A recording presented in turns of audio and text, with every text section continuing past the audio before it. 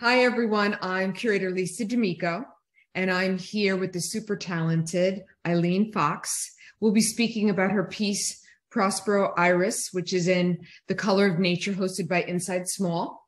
Hi, Ilene. How are you? Hi, Okay, nice to meet Ilene. you.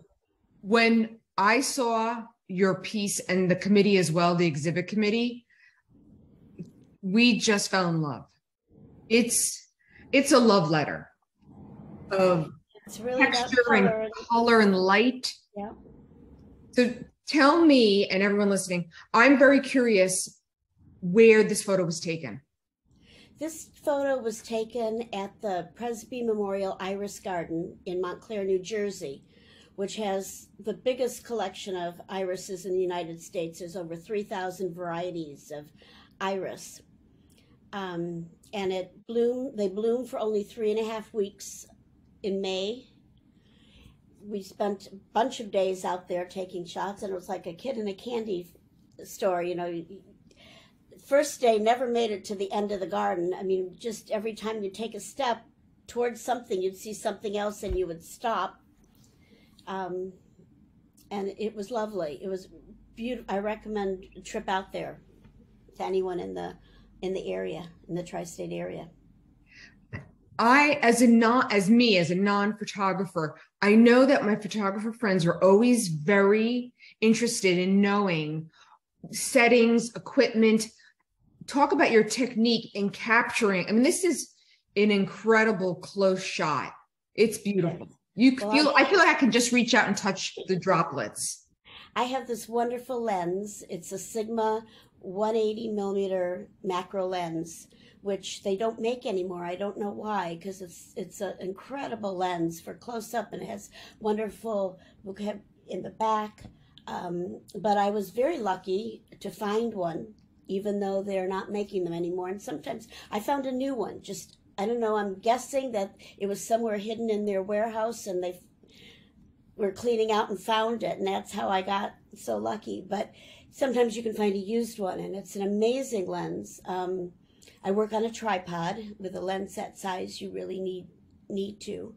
And my process, first thing I look for is the light. Before looking for the flower, I'm looking for the light, and I'm following the light. And then when I see where the light is telling me to go, then I'll look at the flowers, and I also look at what's behind the flowers and to compose the shot. In that particular shot, there's those beautiful greens and yellows behind. Um, so I'm looking not just at the subject, but I'm also looking at the background and trying to compose it. I know there are a number of people who do flower portraits who use what's called textures that are pre-made backgrounds, and then they put the flower. Um, I try to do that in camera by composing it in a way that I'm framing it with a background that gives more to the photo.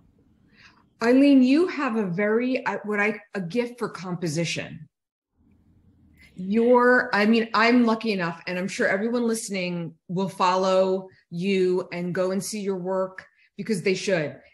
You have such a beautiful sense of background and foreground, and there's almost, I can't explain it, but even when you're taking a still shot, I feel like there's a movement to it, almost like a dancer. Well, I come to it as a background from a dancer. I started the dance lessons at 5 years old that my mother always wanted and never had. And I've made my whole career as an adult in dance. Um, First working at Dance Notation Bureau, where we documented dance, and then teaching dance in the New York City public schools. So looking for the motion, looking for lines and curves is part of what I bring to photography from my dance background. It's And I've also been very lucky. I have a wonderful mentor.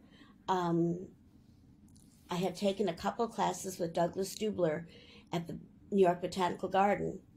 And then I knew he also did one-on-one classes in processing and printing.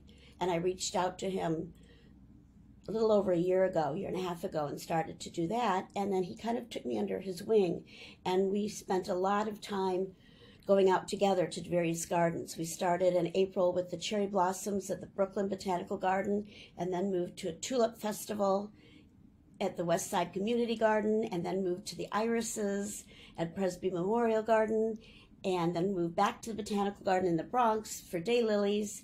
So, and we've gone out together, and he's really mentored me and, helped me think about framing it so that the background adds to the shot. So I don't have to go to the adding textures to the back. So he's been really wonderful. And I've also had another photography teacher during COVID who was doing Zoom classes, and I continue to be a part of his photography group that meets once a week, and we get different challenges. So between the people in the group and Tom, get a lot of feedback on my work, and it's been wonderful. Well, it is translated into your work in a way that's it's moving. And I'm a big fan of your photography, and I'm so glad you're part of this exhibit. And thank you so much, Ilene, for talking to me about your work today. Thank you.